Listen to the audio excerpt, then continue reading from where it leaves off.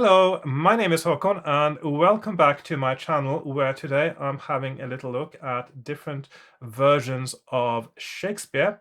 And the reason I'm doing this is because there are actually very many different reasons why people might want to read Shakespeare, and depending on what your reason is, different kinds of texts and books are more suitable than others for your approach to this interesting and historically significant playwright of the English language.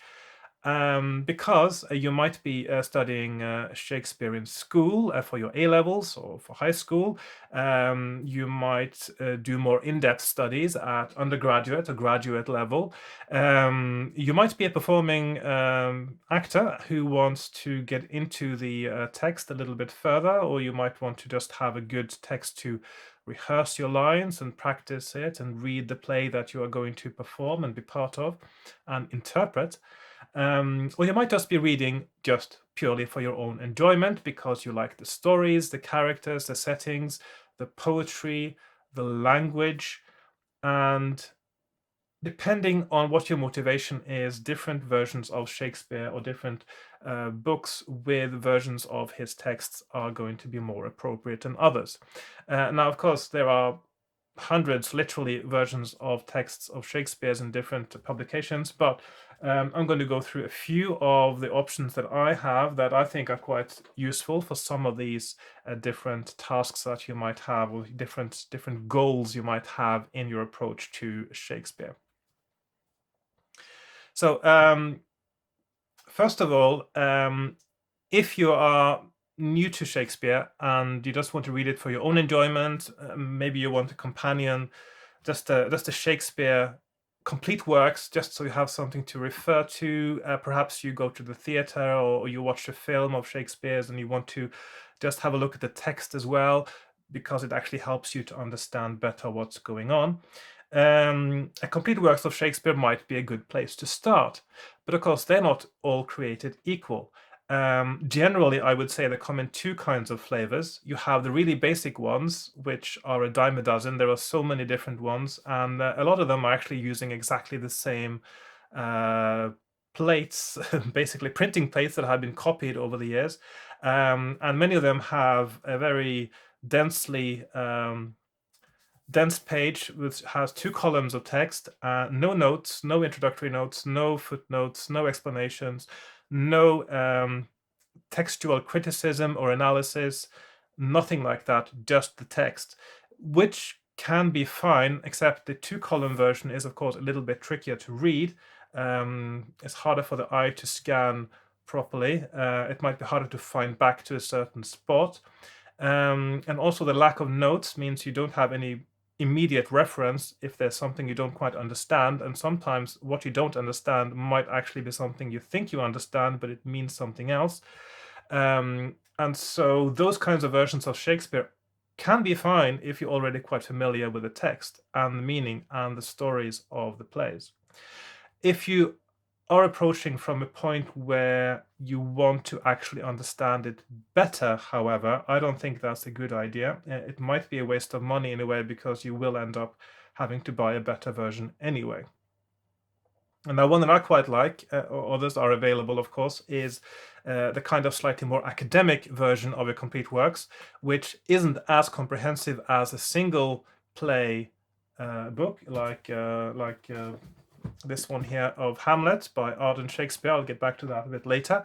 But for instance, this one from the Royal Shakespeare Company has, I'll just open it on a random page here. This one has single columns, which is not a given even for an academic version, by the way. But I find the single column layout makes a huge difference to reading the text, because one of the reasons is that it's easier when you get to see the entire line when the dialogue is in verse. You can see that it's in verse because the lines are split in the metrical system of the verse, iambic pentameter usually. And when the text is prose, then of course it changes and you get the full lines of text, and you can easily see what is prose, what is verse, in this version. Another thing I quite like about this is it's got quite a clear text. It's easy to see the names of the characters, and also this has right margin, the stage directions, who enters, who leaves, if somebody is talking to just one person or changes who they address. It's very easy to see in this text. And also the footnotes have got line numbers, making it easy to find the correct one. Line numbers also here along the left margin. And it explains all the essentials for understanding the meaning of the text. So it has the definitions of words or expressions that have changed meaning or that are obscure or archaic. It has notes on double meanings, because very often words are used in double meanings in Shakespeare, a very common rhetorical device used by Shakespeare. Another device he uses quite a lot as a comic device is malapropisms, which means that when somebody uses a word that is similar to the one they mean, but they actually use a different one. So, for instance, in Much Ado About Nothing, you have some constables that are quite prone to this kind of thing. For instance, they say one of them says lechery instead of treachery, benefactor instead of malefactor, things like that. And of course, if you don't have, it may not be as obvious to a modern reader as it would have been to a contemporary of Shakespeare's exactly what was meant with those words. So those are also explained in the notes. So you have a lot of the useful stuff is here, and you don't necessarily need to look anywhere else when you are wanting to read a play in this particular volume. So I've actually enjoyed reading from this directly. I've read a few plays in this complete works and been quite happy with that. The text isn't too small. You should be fine if you have normal vision or good reading glasses. It's quite clear, it's well spaced out, and there is also a bit of room for notes if you need to as well. Each play also has a bit of an introduction in this one. So, and there's a general introduction as well. So it's quite a useful volume, I think. Quite big and heavy, more than 2,500 pages, more than 2.5 kilos. I've read this in bed, not the most comfortable thing, but it is possible. Now, so this is a good starting point, but at some point you might want to dive a little bit deeper into the text, or you might have to dive a little bit deeper into the text. And for that, what I usually recommend, I've been quite happy with. I'll just leave this open actually, because we can compare font sizes in a minute. Now, when it comes to scholarly editions of Shakespeare, then the Arden Shakespeare has sort of been the benchmark of scholarly editions of Shakespeare for more than 100 years, by the way. They are currently finished doing the third series of books. So this is the third series, revised actually. So they'd actually made 2 versions of Hamlet in the third series, because they needed to be updated with the latest scholarship. And this is the second series. This is from 1982. This one is from, 2006. And with some updates in 2016. So the first third series, Arden Hamlet, was 2006, and the revised 2016. And if you're really into your Shakespeare, especially one particular play like Hamlet, of course, case in point, one of the more popular ones that also has a lot of fine details you might get into, then these ones are also a bit different. So the second series and the third series are made by different people, with different ideas and considerations, and of course, later edition. Of course, they got all the up-to-date scholarship that, of course, wasn't available in 1982. A lot of things have happened in Shakespeare scholarship since 1982. A slightly different layout as well. I'll just actually, so you can compare that now. Now, in the second series, the actors' names are written as abbreviations at the start of a line, which is what you would expect in how they used to do it, of course, and also the two-column kind of texts also usually do this. Whereas in the third series, the character has its own line and better spaced out, easier to see when there's a change of character. The notes as well, they've tried to fit a little bit more into the page in the third series. The text is smaller, so that you don't have to put as many notes at the end. Whereas in the second series, a lot of the notes have a little LN mark on it, which means there are longer notes at the back. So, but both of these are quite good if you want to go properly in depth. And of course, if you're doing graduate or undergraduate studies on Shakespeare or literature, then of course these are the ones you should be most likely considering. I wouldn't necessarily recommend them for if you're practicing for performance. I would probably recommend actually getting one of these as well, but I wouldn't use it as my main reading volume, but for looking up things if there was something you wanted to have to be absolutely sure of, or to look into more detail about something in the text that will inform your choices as an actor.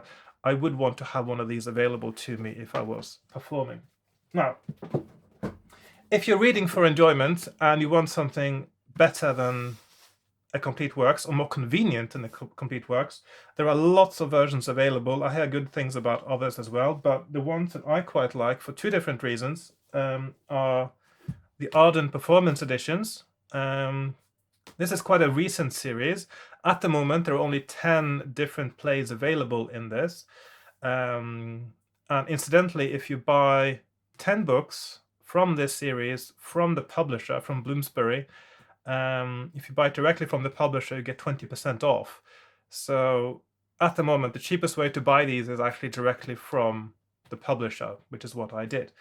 And of course now it's, I forgot to compare the other one here, but if you look at the size of the text, this one is nice and big and well spaced out. And the nice thing about this version is you have the text on one side, and just like in the Arden third series, the academic version, you have the name of the character clearly written on its own line, no abbreviations. It's very easy to see where you are. One thing that sets this apart from the complete works by Royal Shakespeare Company is that the notes, although they are quite similar, have one thing that's a little bit different about it. Now, well, first of all, the great thing about this is that when you need the note, it is straight across. You don't have to go move your eye to the bottom, find the note, move your eye back up again where you are. You just move to the right, move back to the left. You got your word definitions, your other references as well. And one important difference here is that in this one, because it is meant for performance, to be a performance help, the notes in the beginning, they say a lot about punctuation, about rhythm, meter, rhyme, other rhetorical devices used in the plays, because these are things you need to know about as a performer and understand. And of course, once you know about those things, you can make your informed choices about how to deliver the lines, with, of course, the ultimate aim as a performer is to communicate not just the words of the text, but the meaning and intent of the text and the character. So, and in these notes on the right, in addition to having the words explained that need explaining, you also have notes to indicate whether something is a proverb or a biblical allusion, things like that. It's nice to know where the reference used in the text comes from. It usually lists the differences between the different handed down versions of Shakespeare. As we know, there are three main versions. I'm not going to go into the details of that, but if you're not familiar with this concept, the texts of the original texts of Shakespeare's work comes in something known as the folio, the first quarto and the second quarto. I'm not going to go into the details of that now. That's for a completely different video. If you want to know what that is, you can look it up. But for plays like Hamlet, particularly, there are big differences between the different versions, and so differences between them are noted very often in the margins of the Arden Performance Edition. Very useful. Which means you can make your own choice as an actor. Which of these versions do I feel work better with my way of performing it? And this way of laying it out, I think, also makes it very easy for someone to read it for enjoyment as well, or as a complementary activity to watching a play or watching a film of Shakespeare, to get a better grip on the text and understand the finer details of it. So this is my go-to edition now for the plays that exist in it. This is the one that I would choose to read. Now, when I was looking for these, I could only find one place online where I actually showed a picture of what this looks like inside. If you go on Amazon, for instance, and you take the look inside feature on Amazon, they only show you the introduction and I don't know if it shows you anything from the end, actually. Just the introduction, I think, and that's not very useful because it doesn't tell you anything about what it actually looks like. So, but this is actually quite a useful and good way of laying it out, and there's still quite a bit of room for your own notes as well, whether you are a performer or a student. Indeed, if you are a student of Shakespeare in some fashion as well, it might be useful to have two editions. I mean, one like this, similar to this, and then something more in-depth. And then you have space for the notes in a book like this. So that's something worth thinking about. But these are not too pricey, and I think they're quite worth the cost. Slightly oversized paperback. Here's a standard paperback, pretty much, and this one is a little bit larger, but it's actually, by volume, it's actually a little bit less than the Arden. And of course, the third series, Arden, is even thicker. Now, there's one aspect of reading Shakespeare, of course, that I know that lots of people, they have quite strong views on certain kinds of way of presenting the plays of Shakespeare. I'm going to bring out something now, and of course, if this is something you don't like, don't watch it. Okay, so Spark Notes, No Fear, Shakespeare, and this is the deluxe student edition, which has extra notes and characters, different ways of analyzing it, etc., etc. Now, the thing about Spark Notes Shakespeare that makes it very good, and for some people very bad, is that in addition to the original text, which is on the left here, it has a translation on the right. So not just a modernized version of the original, but an actual translation into modern, simple language that anyone can understand. And this is what some people have a problem with, because they feel that by doing that, you're actually taking something away from the original text. My view on this is actually a little bit more pragmatic. Now, the thing about a modern translation like this is, of course, that you lose your double meanings, and your malapropisms might be a little bit harder to render. I'm not sure how they do that in Spark Notes now, because there are no malapropisms, I think, in Hamlet, if I remember correctly. And that's the only one I've got available to look at now. But the thing is that if you don't understand what the text means, and this is, of course, one of the things about Shakespeare, there's a very big hurdle for lots of people to understand the original text. I mean, many people struggle with normal, complex English in a modern context as well, and when you don't add all the archaic words and archaic meanings, and it can be really overwhelming for some people at all levels of reading to encounter Shakespeare and not have any idea what's going on because the language is so quaint. So I think that this kind of book is a godsend for anyone who struggles to understand Shakespeare, because they can read well, they can try to read the original, which they should be doing, but of course, if they don't understand what it means, or if they're not sure, they can glance across and it says exactly what it literally means on the left. Now, the problem with this is, of course, that double meanings might get a little bit lost.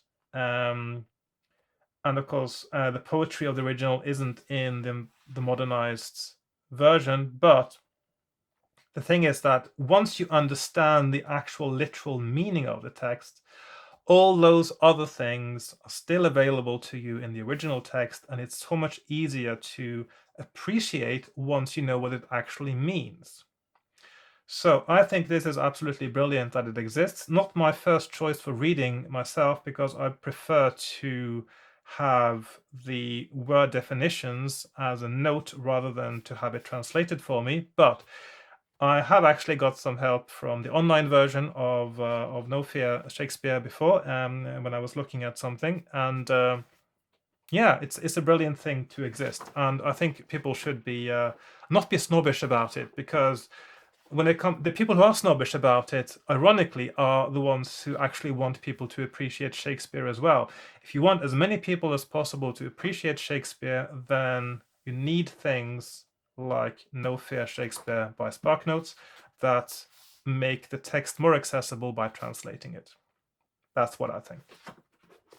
So, now the thing here, of course, is that it only has a translation. It doesn't have footnotes that indicate, for instance, things like illusions, and I don't know what to do with malapropisms, as I said, and I don't know what else, what other problems might come out of not having notes and just a translation. You might miss double meanings, you might miss other things. There might be topical references, etc., etc. These things are gone from this text. That is the caveat, I think, and one that actually makes it less than ideal for a high-level study. But of course, if you are A-levels, high school, I think this is a really, really good place to go if you want to understand Shakespeare. And then later, of course, if you really get into it, then you get something like the Arden versions, or the performance edition for, yeah, or both. So yeah, what version of Shakespeare makes the most sense? It depends so much on what your goal is, what your purpose is for reading Shakespeare, and very often there isn't a single answer. So, but I think that for somebody just wanting to read for enjoyment, complete works with notes, like the Royal Shakespeare Company, No Fear Shakespeare, or Arden performance editions are good places to go. Oh, by the way, important note, Arden also have a complete works of Shakespeare, but they do not have notes at all, apparently, which means that they are not as useful as, for instance, the Royal Shakespeare Company. So yeah. And if you want to do academic studies, I think that Arden Shakespeare is a brilliant place to go. One thing to note about these is that, of course, they are different, because completely different editorial teams, and of course, when you have different editors, they make different choices, have different ways of rationalizing their choices, and so it's actually quite interesting, I think, to look at two different editors' views, and of course, 30 years apart as well, to see what they pick and how they present the information that they have available to them at the time, when it comes to Shakespeare. And I think that the third series, the emphasis in the second series of Hamlet, I don't know how it is in the other ones, is that it seems that the editor has, to quite a large extent, been the final arbiter of the version of text that is presented in the book, without having to justify too much. Whereas I feel that in the third series, and I'm not sure if this is something that's common for the whole series, I've only got Hamlet at the moment,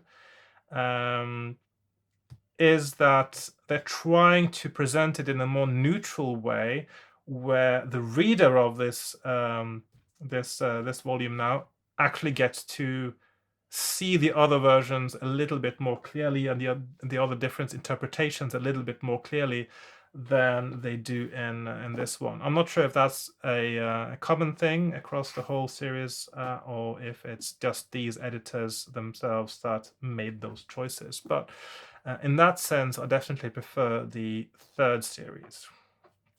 So, in conclusion, Shakespeare, great fun to read. And of course, the thing about reading Shakespeare is that you will understand it better next time you go to the theater, or you go to see a movie that is based on Shakespeare. You will understand it a lot better, what's going on, who's who, what they actually are saying. You will get the jokes as well, more of the jokes, especially in the comedies, which notoriously is very hard to pick up the jokes in Shakespeare comedies. According to some people, actually it can be funny. A lot of the jokes are, of course, to do with double meanings, and malapropisms, and also, well, some of them are actually slapstick based, and it depends a lot on the performance, how the jokes are presented, and how it can be performed in a way that actually goes beyond the text as well. The thing about theater and drama is that when you see the text, you haven't seen the final work. There is no final work of a drama except in performance, and of course there is no ultimate performance, because the performance can be different. Different people can interpret it differently, so it's a half-finished product that needs the actors or your own imagination, of course, as a reader, to fill in the gaps, as it were. How is it performed? What's the body language? Where is the emphasis?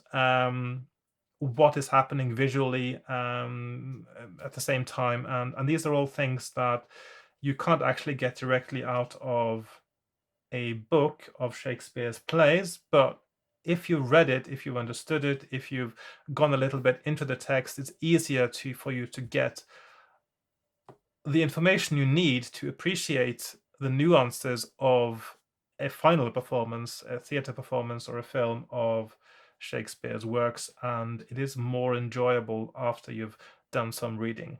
That's what I think, anyway. So that's just some thoughts on a few different editions of Shakespeare, whether you want to do it for reading or study. And I hope you've enjoyed this video and found it interesting or useful. And I hope to see you again in my next video, whatever that will be about. And thank you for now. And yeah, well, like, share, comment, subscribe, join me on Patreon, buy me a coffee, etc. All those things.